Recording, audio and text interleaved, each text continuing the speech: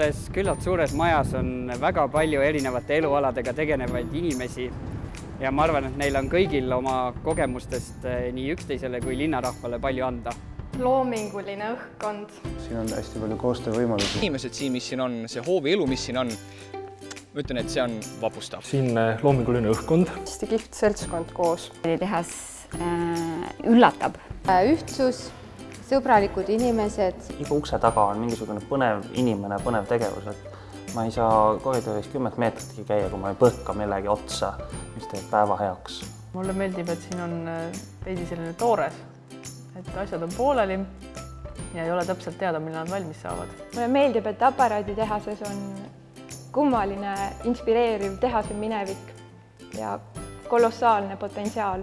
Ma tahan, et lisaks ustele avaneksid meil aknad ka ja need inimesed ja nende tegevused tuleksid hoovi ja ka teised linna pealt saaksid osa võtta sellest, mis siin toimub. See võiks olla selline koht, kus kõik saavad kokku.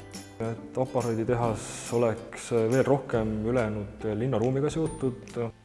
Minu arust võiks aparaaditehase hoovis olla rohkem taimi. Kindlasti natukene rohelisem, kui ta praegu on.